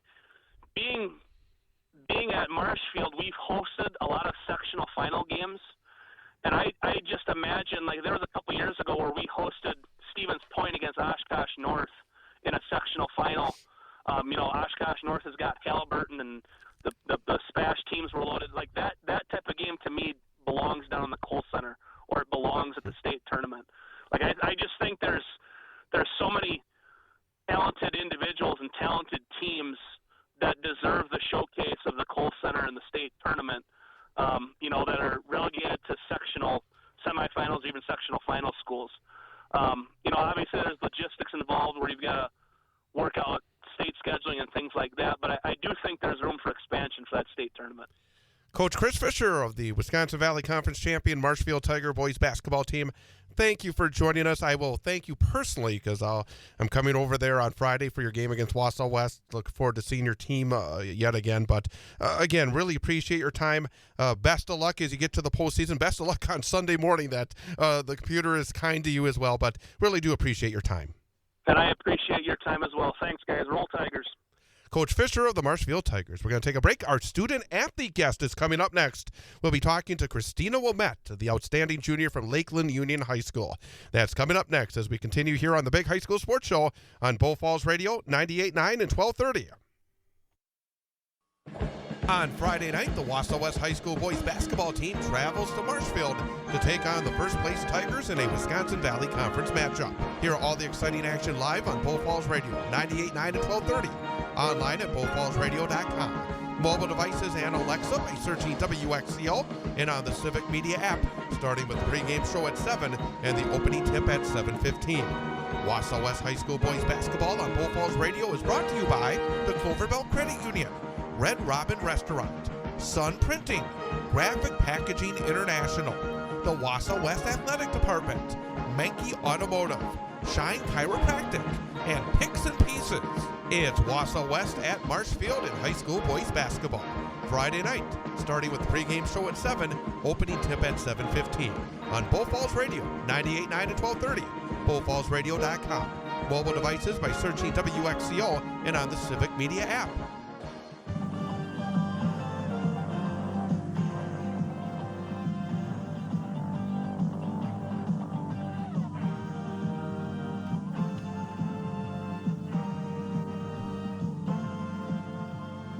And welcome back. Big High School Sports Show on Bull Falls Radio, 98.9 and 1230. Online at bullfallsradio.com. Mobile devices and Alexa by searching WXCO and on the Civic Media app. Along with former Newman Catholic High School boys basketball coach Jeff Gress, I'm Chad Holmes. Chock full of guests here this evening. We've had Norbert Durst from WisSports.net talking girls basketball brackets. And we just talked to the head boys basketball coach of the Marshfield Tigers, Chris Fisher. And now very happy to welcome from the Great Northern Conference champions on the girls' side, the Lakeland Thunderbirds, Christina Wilmette. And Christina, first of all, thank you very much for spending a few minutes with us. Yeah, thank you for having me. Well, we've had your sister on last year. We had your mom on earlier this year, so very happy to help you become the third member of the family to come on our program. But I guess number one, this season, it's been an outstanding campaign. I had a chance to see you in person one time, and you came up to Wausau to take on Wausau West. And that evening, I think your team started off with 23 points in a row. I can't remember. I think I blacked out on it after a while. But you came out there and hit 7 3-pointers in a row. And I'm thinking, is this a normal night at the office for you and your teammates? Was that clicking on all cylinders to start off that game? Yeah, I just think we came out really strong in that game. I think that's how we can play, but I think we just really, everything was going well right away in that game. So it was good. For yourself, from behind the arc, when you're in that kind of rhythm, does it just feel like every time the basketball leaves your fingertips, it's going down? Yeah, confidence is definitely a big part in how well I shoot. So if I'm on a roll, it makes me feel better about shooting it. So, yeah. And Christina, how you've logged a lot of basketball hours playing since a freshman. Your mom was a basketball player. Your sister, obviously, is a basketball family. Our brother as well. Yeah, your brother. Sorry, Chad's going to list them all. I know some of them. But how important is that extra experience and having the family focused on it, as well as the access to something and constantly improving your game? I guess getting back to what I want to ask is, from your freshman year to this year, what's some of the biggest things you've learned about how you've had to expand your game? I've had to expand my game definitely from freshman year, as I've been looking a lot more inside instead of just shooting outside. I think I've really worked on my inside game, post moves, and definitely bringing the ball up the court has been a really big thing this year against pressure, because obviously our point guard from last year, Juliana, isn't gone, or she's not here anymore. So, yeah, just ball handling and playing inside more. And you guys have some height on your team. Obviously that's a big help. I'm assuming that's a nice piece of the puzzle to have, where when you got multiple players that can post up, you got tall girls that can shoot from the outside, you've got you can hit the boards hard.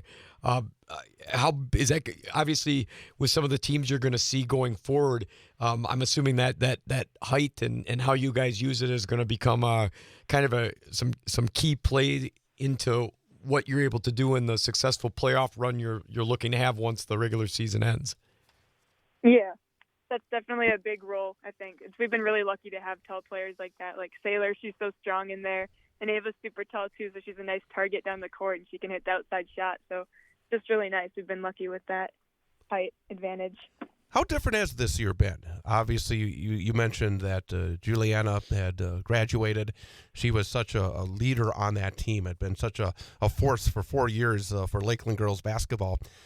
In terms of your team, and again, a lot of underclassmen, not a lot of senior minutes right now on that squad, how has that changed, where you had a senior leader a year ago that helped you to the state tournament, and now the responsibility gets shared among the girls that are remaining? Was that a tough transition? Has it been a smooth transition? What was that like in terms of the leadership void that Juliana left? It was definitely a concern at the start of the year, I think. Just she had played such a big role, so we were nervous how we were going to fill that. But I think our team worked really hard in the summer, off season. And I think we've just really worked hard to step up and all collectively together fill that role. So we've all been playing really well together. So it was scary, but I think we're doing well. Again, we're talking to Christina Wilmette from Lakeland Union High School, as her and her teammates getting set for the postseason playoffs. Before we talk about this year's playoffs, you did make it to the state tournament. You made it to the Resch Center a year ago as a sectional champion. What was that experience like? Obviously, you were just a sophomore, so obviously early in your basketball career, but yet it had to have been an incredible thrill. Could you talk about what that meant to you, and maybe what it added to this year in terms of the will, of the want to get back. Yeah, that was definitely an amazing experience. I think it was definitely a big bonding experience for our team, just because we all realized how hard we need to work for each other if we want to accomplish something like that. And it was just a great experience to be there with all of them because we worked so hard over the season. And I think that definitely sets us up this year to have the confidence to know that, like, we are a team that can play at that level. So I think it's really helping us this year with our confidence going against these tough teams. And diving into your team-specific play, because I believe, correct me if I'm wrong, as a freshman, you guys were into the sectionals, and then as a sophomore, obviously Chad just said, and I know you guys went down to state, and obviously you want to get back there again, but, nothing's ever easy. It was something we always say in life, stuff you really want, you got to really work at. So I guess my question to you is, as you've already been there, what do you think it's going to take for this team to get back there again as you conclude the regular season and move into the playoffs? I think it's going to take a lot of hard work like we've been giving all year. I think our team we work really hard. And it's going to take everyone working together to try and play to the best of their ability. So we have we have a very versatile team. Like you said earlier, we have height and we have people who can shoot outside. So I think that'll really help us. And I think just working hard like we have been. It seems as though you have, I don't know if you call it a knack, but have the ability when necessary to be able to take your game to that next level. Because I'll take last night as an example, because recently you've been seeing a lot of games where yourself, but also multiple teammates. You've been having 3 girls getting double figures. I saw the other night your big win over Rhinelander in the GNC, yourself at 25, but then Ava Evenhouse had 15, Sailor Timmerman a double-double with 12 points and 14 rebounds. But then last night against a team that you may be seeing very, very soon yet again, you made the trek to Rice Lake, you won 58-55, and you had more than half the points. You had 30 points, a big night for yourself. Do you have maybe an innate sense that some nights you're going to be asked to maybe carry a little bit more of the scoring load, and is that something that you're comfortable with? Well, I think it's obviously Rice Lake was a very tough team, and with their defense, it was weird trying to push the ball up. So obviously, if I have an open shot, I'm going to want to take it because my coach puts that trust in me to take the shot. So I think it just kind of depends on what the other team's giving us. So I need to look for my shot when I have to. How big was that win last night? Because as I said, you could be facing them coming up a week from Saturday. Could be playing them again in a regional final.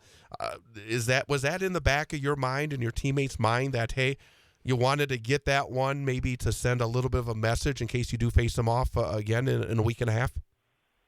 Yeah, that was a really nice game to play right then because we can see what we need to work on, and it gave us that little bit of confidence going into playoffs. We know we've beat them, we can do it again. And I think now we'll even be better because we know what we need to work on from that game. So it's nice. And when we talk to your mom, well, let me ask you this: how? Because I coach my son, and sometimes we have discussions on how it is having your mom or dad as your coach. I'm sure it's been great, but is it difficult? Is it easy? Obviously, there's perks and difficult and hard parts, I guess, about being the coach's kid. What's your thoughts to share to all those coaches' kids out there about that? Well, for me personally, my mom, she played at the D1 level for Pat Summit and then at Northwestern, so she has a lot of experience. So it's really nice knowing that she knows what she's talking about when she's talking to me. So I just it's easy for me to trust her when she tells me I need to work on something. She is tough on me, but for a good reason. And I know she, when she was here on the or talked to us on the show earlier in the year, one of the things she mentioned was scheduling important, tough non-conference games so that you guys get pushed and you're ready for that postseason run. How big a deal is that, having those tough non-conference games? Yeah, it's a really big deal. We just played against Xavier, and I think they're ranked pretty high, and we did a nice job against them. It's just nice to have that confidence. Because some people say that the GNC conference is easier, but it's nice for us to go and play these tough teams and show that we can play what they think is higher competition too. I got to point something out to you because obviously, your mom is the coach. You mentioned her college career. I was a year behind her at DC Everest. She went to Everest, and I was a year behind her. And I remember what a big deal she was when I was in high school, and the incredible success that she helped her team too back then. So obviously, it must be, have now seeing both you and your sister have such success at the high school level had to be. I know we know it is a big thrill for her as well. Let's step away from the basketball court for just a moment. What do you like to do when you're not putting in all the time and the hours and the effort to become a better basketball player? What do you like to do to get away from it once in a while? Well, I do play tennis too. I guess that's a full sport. Other than like sports, I don't know. I guess I hang out with my friends on the weekends, and I don't know. I like painting, and in the summertime, I like swimming and jet skiing. Just fun little activities like that. What's your favorite class? I would say math. I'm in AP Calc right now. It's a little hard, but it's still fun. I will say that I tend to see the basketball players that are among the leading scorers on the team. They always seem to like math. Got to be able to add up those numbers very quickly. Yeah, that's funny. And Christina, do you have? Obviously, you're only a junior yet, but with you could see your state average, and I'm sure people are noticing what damage you can do on the court to other teams. I'm assuming you have aspirations to go play college basketball. Any thoughts on that? Places you're looking at? I know it's a little early yet, or hopes you just have to get to a certain point. And then, as a second question, what part of your game do you think you might need to take up to shore up to get to that next level? Because obviously it's always another jump up, and we have to take parts of our game and constantly improve them to get to that next step. Mm-hmm. So I committed to Lehigh University at like the end of August this year. So I'm going to play there. I'm really excited about that. And a lot of things that coaches have said that they like about me is my versatility. So definitely just keep on being versatile, like being able to bring the ball up, shoot the ball, go inside and post up. Just definitely being strong in all of the areas that I can. I think I got an idea, but what are some of the most exciting aspects about going to Lehigh? Well, of course, my sister's. I thought that might be one of them. Yeah, but other than that, like Lehigh's a really strong academic school, and that was like my top thing in the college is looking for strong academics, and it's just a really beautiful campus, and I like the town that it's in, and I like the coaching staff, and like all the players seem really nice too. So just a lot to look forward to, and it can set me up for after college. And obviously, again, a little early, but we like to ask some of our player guests if they've decided on their college and know where they want to go. You mentioned you like math and you're in the AP Calc. Do you have an idea of what job field major you might be looking at or an interest in that might pique of some of the academic stuff you want to cover while you're in college? I am really interested in the medical field. Surgeries kind of make me a little bit nauseous, but okay. I'm still interested in it, and like anything in the biology or like science field too. I like science too, but AP Chem is a little bit difficult. But yeah, I'm excited. I gotta ask you this because I think we talked a little bit earlier with a girls basketball writer from Wiz Sports about your bracket, and you obviously, I probably noticed, and there's a lot of work to be done before you even get that far, but you got Notre Dame Academy in there, and they got two of the Miss Wisconsin basketball finalists. Any thoughts on that being part of your bracket? Because obviously that makes it a lot more difficult, but at the same time, you got to beat everybody. But any thoughts on the potential of facing what's been such a juggernaut in girls high school basketball in this state? Yeah, so obviously it'll be difficult, like with their history, but I think our team has the ability to play at that level, as we've shown, like going against tougher teams this year. And I think if we just play as hard as we can and just play to the best of our ability, like we'll have a shot of winning, hopefully. Jeff, anything else? Just looking at your team in general, and the players that love the game the most and sometimes do the best are calm and collective in those tough moments. For your team this year, I mean, obviously you had your sister around last year, and you guys were key parts and a big deal with the success that Lakeland basketball had. How has your role had to change this year in terms of the leadership? Or was it always there, maybe because you were more vocal than your sister? I'm not sure. But has your role had to change and take on a little more in terms of that leadership role this year?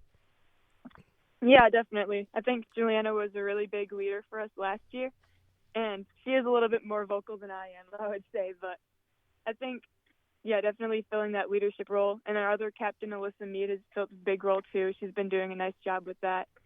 It's just, I don't know, this team this year is really they really want to do well, and they worked hard, and they listen really well. So they're a really easy team to be a captain for. They make it easy. And how big a deal, I know your mom mentioned when she was on and she was sharing things about player personnel and just kind of general thoughts overall on how the team is. She said you guys, have logged a lot of hours together, from youth sports to AAU stuff to times you've played basketball on the side when you're not necessarily all at the high school, at Lakeland High School together in season. How big a deal has that been to form this solid bond and be able to rely on each other in those tough, adverse moments that come up in basketball games? Yeah, it's definitely been really important. I know from the youth, we've all really relied on each other that way. That was so much fun. It feels kind of like we got to have that same team atmosphere back because it's like a younger team this year. And yeah, our team really puts in a lot of work in the off season. I think without that, we wouldn't be the team we are. And I don't know, we're all very motivated to do well, and we put in work in the off season that helps us to bond even more. So it's been a really big deal. And finally, what we always ask our student-athlete guests, and I think being, as you said, a captain, usually it's towards a senior who has more experience, but you've been around it already for a number of years. As a captain, as somebody who's been around the block a few times within athletics at Lakeland, for athletes that just join your program, a piece of advice that you've learned over the last 3 years as being part of this varsity program, what piece of advice would you give somebody just starting up their high school basketball career at Lakeland that you've learned? Well, I think sometimes our practices are really they push you really hard, and sometimes I feel like people might get discouraged, but the encouragement that I give is just if you keep working at it and you keep going as hard as you can in every drill and not taking reps off, it becomes a lot easier in the long run, and you see improvement really quickly with that intensity that we give in practice. So just keep working hard even if you feel discouraged. Fantastic. Lakeland Union Junior basketball standout Christina Womette. Again, congratulations on already making that college decision. Congrats on all the success you and your teammates have had so far this season. And best of luck as you get into the playoffs starting next week. Thank you so much. Absolutely. Again, our student-athlete guest for this week, Christina Womette. We're going to come back. Going to touch on a little hockey as the playoffs are underway, and we'll talk more as we look ahead at some big games coming up, both in terms of the regular season for boys high school basketball and, of course, the playoffs beginning next week for girls high school basketball. That's coming up as we continue here on Bull Falls Radio, 98.9 and 1230. So, how are the kids? Well, Emily made the honor roll. Oh, good for her. Yeah, we're really proud of her. Tyler, on the other hand, though. What's going on? He's been moody lately, just feeling down and not like himself. Oh, we've been there. Nick was struggling last spring. He was so anxious and stressed. Really? What helped? Well, he joined the soccer team. And ever since, he's been a lot happier. He has more energy, he's less stressed, and he's definitely in a better mood at home. It's made a huge difference. That's awesome. Yeah, I'm glad he's getting out of the house, he's getting some exercise, and he's off his phone for once. It's been good for his mental health. Sounds like it's been good for your mental health, too. Participating in Wisconsin high school sports improves students' physical and mental health. Encourage your son or daughter to get involved. This message presented by the WIAA and the Wisconsin Athletic Directors Association.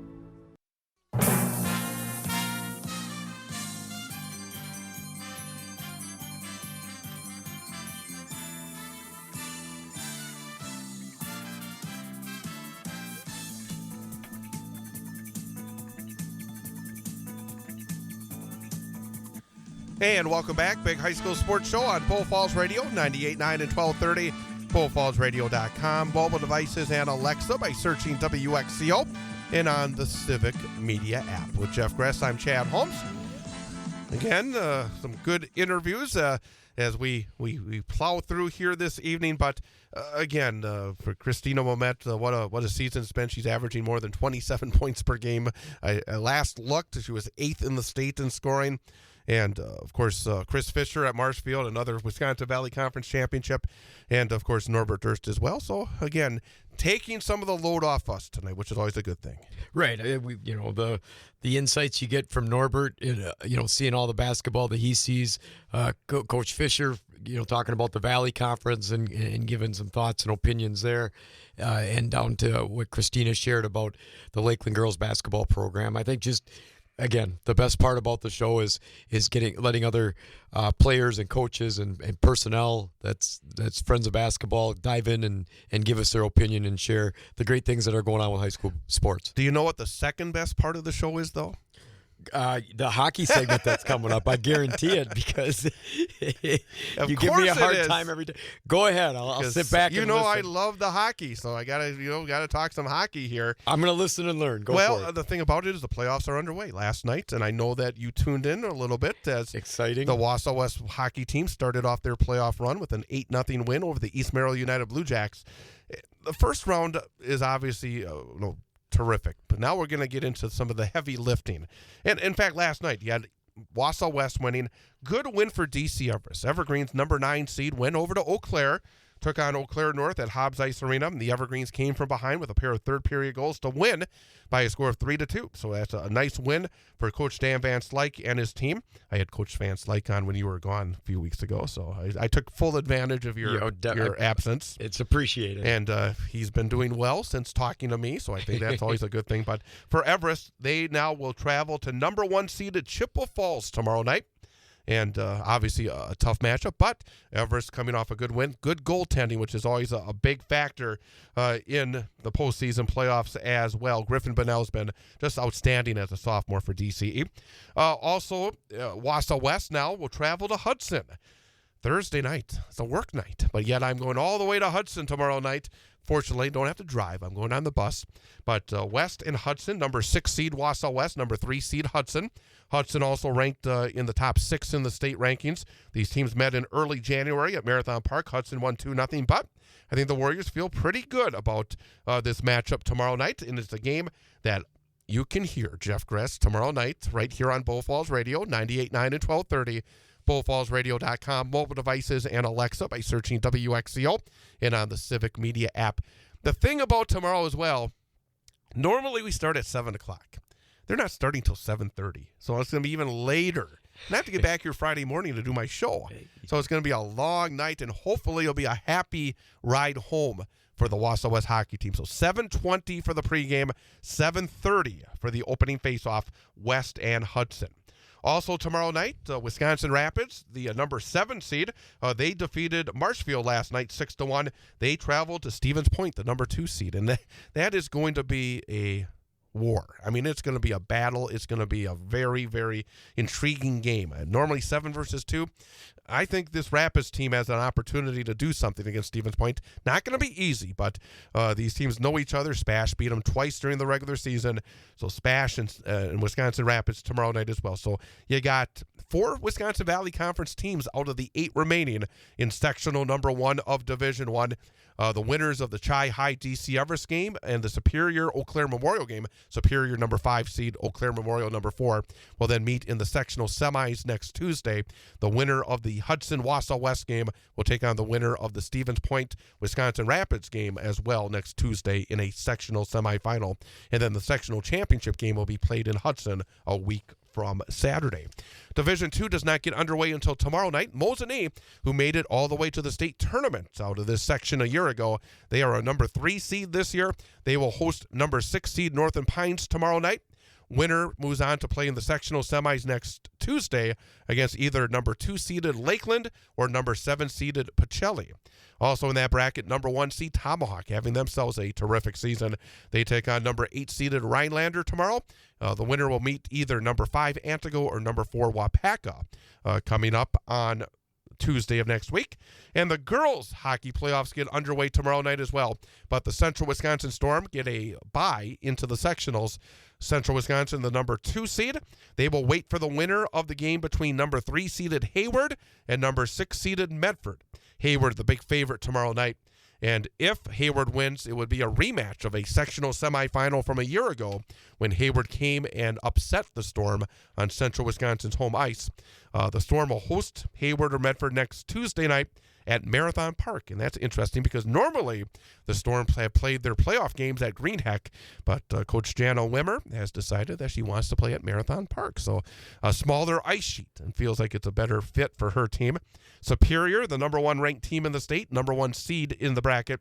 They will take on next Tuesday the winner of tomorrow's game between number 5 seeded Northern Pines and the number 4 seeded Wisconsin Valley Union.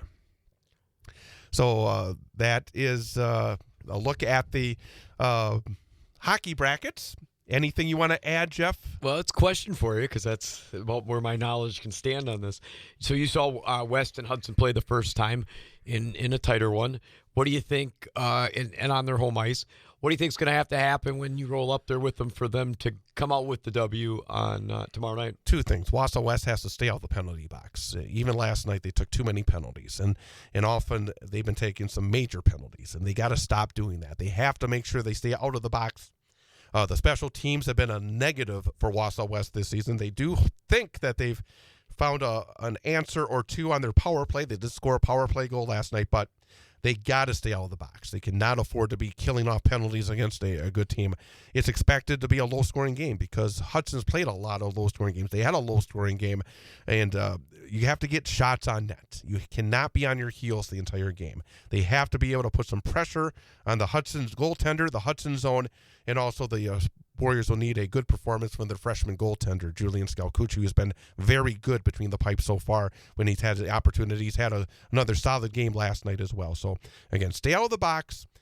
If somehow get a net positive on special teams between the power play and the penalty kill unit and get shots on net, because that's been an issue where Wausau West has not been able to complete transitions, to be able to pass the puck to each other. I thought they were better with the puck last night.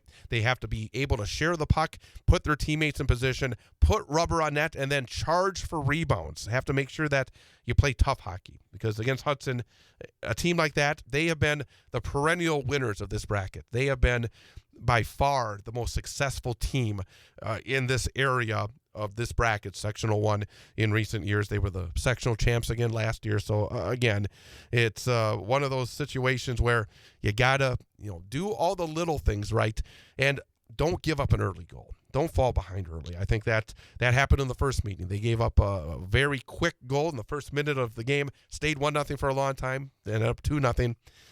Play from ahead if at all possible. So, while you're listening tomorrow night, keep all that in mind. I will listen for those things. That's what we like to hear. So, again, a lot of hockey going on, and please join me tomorrow night, 7:20 for the pregame, 7:30 for the opening faceoff. Wausau West at Hudson. I think it's going to be a very entertaining game, and also I'm looking forward to it because West has not had any success in Hudson in recent years. It's just been a tough place to go, but they have a new building.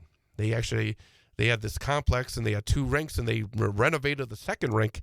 And the place where I used to broadcast from was like a coffin because it was a glass, and you couldn't. There was no opening. It was literally like you didn't feel the game. It was right above the game, but you didn't feel the game. Right. Now a new place, I should be able to feel the game. Better press box. And that way I can let you feel the game as well. So that's the big plan. All right. I want to keep talking hockey, but I think it's time to turn back to basketball for you. I'm ready to go. Okay. Let's talk about the boys here because obviously we are heading down the stretch. It's going to be a big weekend, obviously. Sunday morning we'll find out the brackets, but when you look again in terms of upcoming games as we head into the final week and a half of the regular season, when you look at in terms of the Valley, I don't anything jump out. Again, number of non-conference games, a mixture of conference games in there as well. Anything in obviously with Marshfield winning the conference. I'll start real quickly. I think the next 2 nights, Wausau West needs to get back their mojo a little bit. I think that loss against Everest hurt them because it was a game they should have won. Then last night to lose to East, again, have as you said, a tough shooting night that put them in a big hole. I think tomorrow night, that non-conference game at Lakeland, a GNC opponent, again, taking the trip up north, big for Wausau West. And I think they want to play well against Marshfield. They did not play well the first time against Marshfield. I think these two games are important, and it also allows me to tell you to tune in on Friday night when I'm in Marshfield for the Wausau West Marshfield boys basketball matchup here on Bull Falls Radio. I like the Marshfield West one intrigues me a little bit because it's at, for Marshfield, you've got the conference championship. You've kind of locked up what you want, and from a coaching standpoint, you want your team to continue to do what they've done so consistently and go out and own these games and keep the W's rolling into playoffs. So I think for Marshfield, it's just a stance to stay consistent and stay where they're at. For West, I think you're right. You want to go out and get that Lakeland game, and then a little chance to increase the momentum, be a spoiler. If nothing else, if you just play Marshfield well, because they're a tough team to beat, I think that's a big deal. But if you can get the W, so it intrigues me to see is Marshfield going to stay on top of their game? Is West obviously going to come at them because that's what they try to do off the start. I'm also looking forward to kind of see. I don't know much about Waupun, but I know East has Waupun, a game that I think they filled for their Northland Pines game that wasn't made up. So interesting to see that matchup, just a different team out of the area. And I think for Everest, they've if they're going to play Merrill, who's always going to come at you. And Merrill's been putting up the last game they put up 80 on Wisconsin Rapids. So the ability to score for Everest, I think it's that consistency to get another win, get 3 in a row, and continue to build kind of this motive where we're very competitive. We're coming in under the radar a little bit because of our win-loss total, but just interested to see if they keep that rolling in that direction. And also don't go in too confident because we talked to Coach Drake last week, and they just played Merrill last week because of makeup, and they 20-something to nothing at the start. Obviously, it's not going to happen again, and this Merrill team is a better team than that. So if they don't come in sharp, Merrill, I'm sure, will be able to take advantage of that. Well, if you had conversations with Coach Pieper, he's going to be on top of his guys, and he's going to push them to come at you right when that jump ball goes up. So, again, it's the old adage that within teams in your conference and you're finalizing these games and everybody's getting a second shot at each other, what are you going to try to bring to the table that's differently that you didn't do the first time in order to get that W? GNC, there's one big game. It's Mosinee hosting Rhinelander because there's still a one-game difference. I mean, it feels like Mosinee has it wrapped up because they've done so many good things this year. I mean, they've had such a good year, but that one loss in conference to Medford put Medford back in it. Rhinelander is still right there. Both Medford and Rhinelander, I think, feel like they're further behind because they've struggled in the non-conference, while Mosinee has continued to win in the non-conference. So it feels like they've had a much better year, but when you look at the conference, there's still just one game between those three teams, and Mosinee will take on the Hodags coming up on Friday. And those are the two that's the biggest thing that stands out to me when you look at their schedules is Mosinee's just been consistent in their non-conference schedule. They've won those games to get up to that 18-3 mark where Medford and Rhinelander are sitting closer to, Medford's a game under 500 and Rhinelander's just a couple of games over that. So I think, down the stretch for Mosinee's going to solidify that. I think they're just a little bit out ahead because they've proved that consistency in their non-conference schedule where the other two teams haven't. Merriwood South, it's going to be a very interesting final week and a half of the season. A mess. I mean, but the thing about it's fun now is these teams are going to face off against each other the rest of the way. No more of these crossover games, no more of these non-conference games. It's all about facing off Friday of this week, Monday of next week, Thursday of next week. And then Friday night, you got Stratford at Newman, Edgar at Auburndale. That's a huge game. I mean, Auburndale cannot afford to stub their toe. Second and third place teams. Assumption is at Marathon. Then Monday night, Marathon at Edgar, live right here on Bull Falls Radio, 98.9 and 1230 Monday night. Newman at Assumption. That will be on the Sports 2 stream of Bull Falls Radio. I'll be in Wisconsin Rapids for that one on Monday night. Tom Weaver will be in Edgar for the Marathon Edgar game.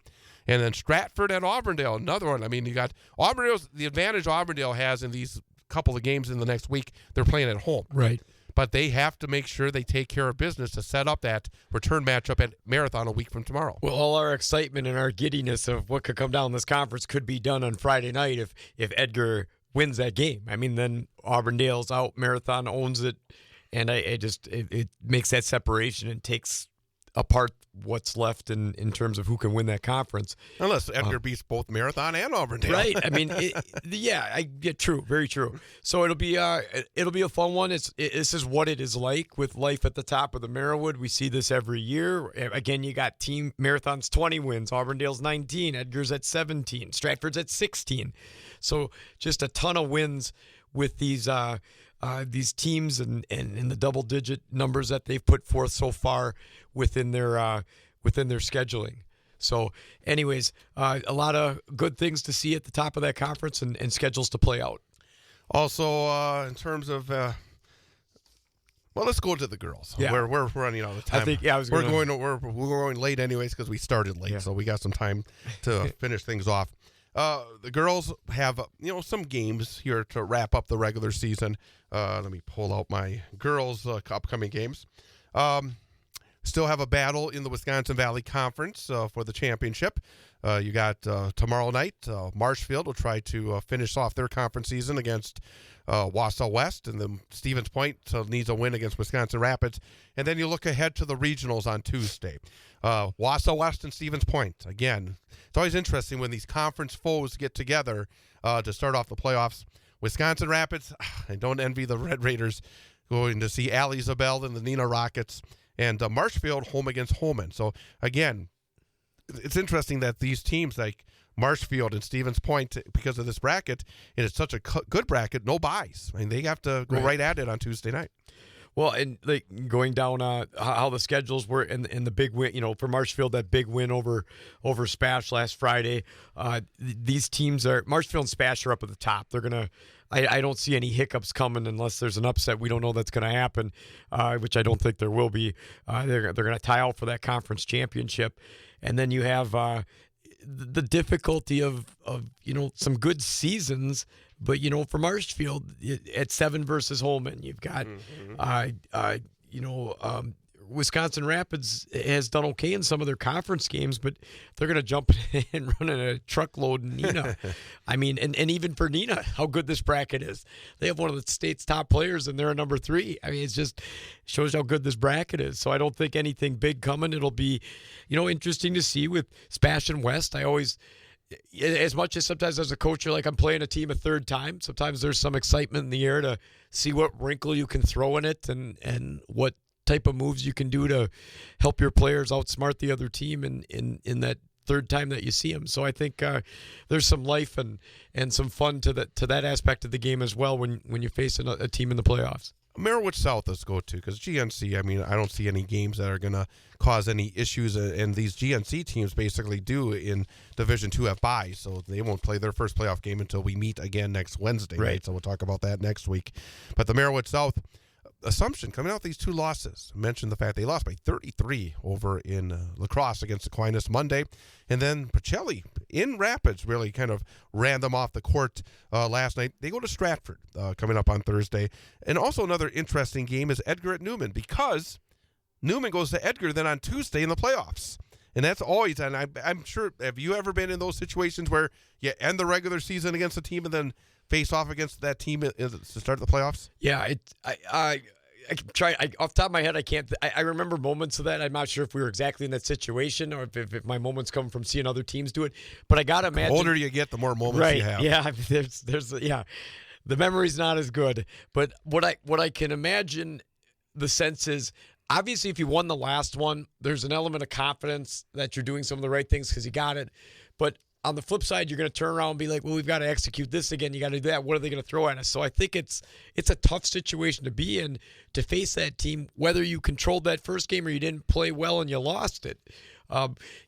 There's just so many different aspects to it. I think at the end of the day, it's going to come down to, your team's execution, the confidence in their abilities to run the offensive and defensive schemes and just to play smart. And teams become dangerous in the playoffs. We've talked about that many times, where there's graduation and kids are done and they'll do some things that they haven't done in the regular season that much better because there's this desire to not have that high school career end. So I think for Newman, it's a chance to continue to build with a first-year coach and the successes that they've had in some of the games that they've won. and go out there and maybe get those 2 in a row for Assumption. I think it's a bounce back. I think Pacelli won that conference, if I'm not mistaken. Yeah, they're a number 1 seed as well. Yeah, and Aquinas is always good in that part of the state. So it's not like they're playing slouches, and their division's up technically. So I think Assumption's going to. And Norbert Durst made a good point about Sarah Shaw. She's one of those. Yeah. She's like a floor leader out there. She puts the heat on, kind of sparks forcing the turnovers. And if she comes back, that makes them a much better team. And that changes my perspective. I didn't even know she was out in those 2 losses. That's why they brought Norbert. Yeah, that changes your perspective too.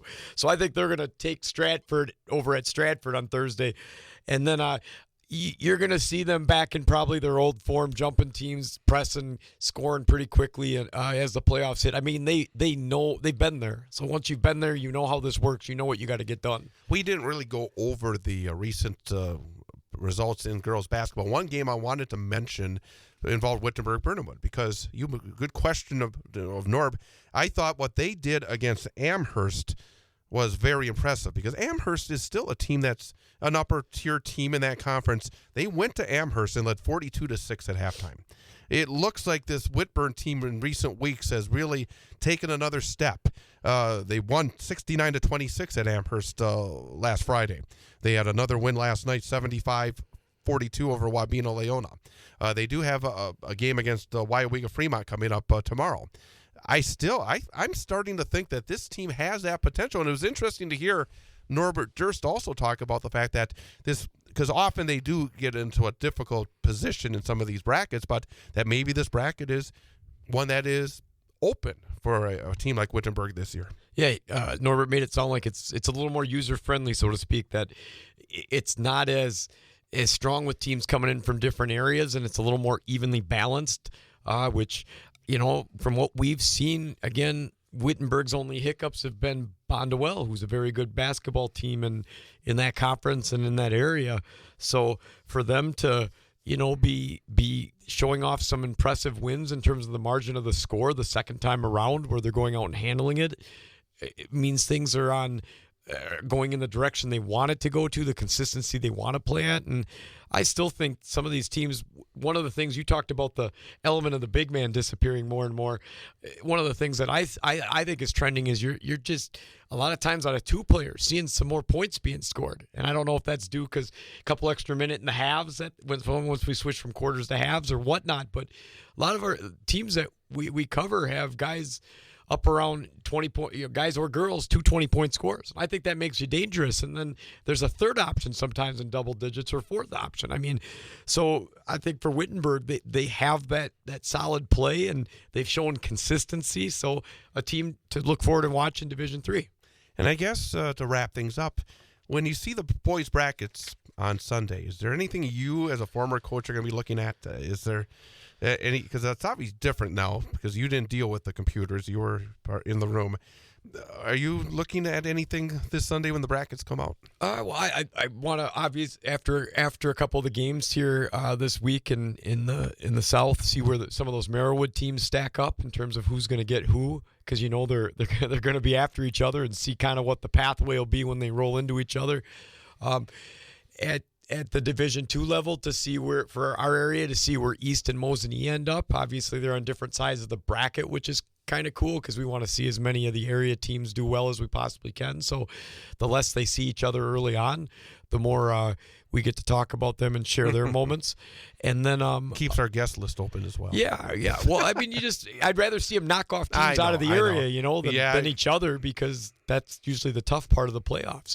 And you always like to see how you compare with these other areas as well. I mean, you lose something if you have all these games in the first round or conference games. Right. It's nice to see another opponent. I loved when we went to the playoffs when I was coaching and you saw somebody you didn't see in the regular season. And then for the Division I, I think Coach Fisher brought up a good point of the teams that made it the farthest were in the middle of those ranked teams with 6 and 8 in that area. So kind of to see the pathway they have to take to see if anybody can kind of jump out of the area to get past the Fox Valley and get past the Eau Claire region of those teams and see where they stack up. So I think, I don't know, those are just a little intricacies. I think I'm looking for to see what type of matchups we're going to have. Nothing specific, but just the overall pathway that some of these teams have to take so that we hope to have the longest coverage of our area teams in the roads that they get to go on. It is hard to believe that we are in the midst of the playoffs. Yeah, we're into one sport playoffs, and then we'll get to the basketball side of it next week. So, again, thanks to all of our guests, Norbert Durst from WisSports.net, Chris Fisher, the Marshfield head boys basketball coach, and Christina Wilmette, Lakeland Union outstanding junior, and to Jeff Gress as well. So we got through it. Hey, if sometime we can list off the number of, well, we don't have time. We'll lift off the number of hiccups, right? But and I thought the first 10 minutes was going to be the weird part. It was after that turned into the weird part. It was interesting. Anyways, always a good show with the people that come out in the interviews and everything, and a lot of good things happening. So again, get out and support these kids, because some of them, this is their career there. They're going to graduate and be done, and it's what they left out on the playing surfaces that they have left to give to the sport in the short amount of time we have left. He's Jeff Gress. I'm Chad Holmes. We'll be back next week, 6 o'clock, promise. Not 6:10, 6 o'clock next week, Wednesday night, for another edition of the Big High School Sports Show on Bull Falls Radio, 98.9 and 1230. WXCO 1230 AM, W255DN Wausau, streaming at bullfallsradio.com.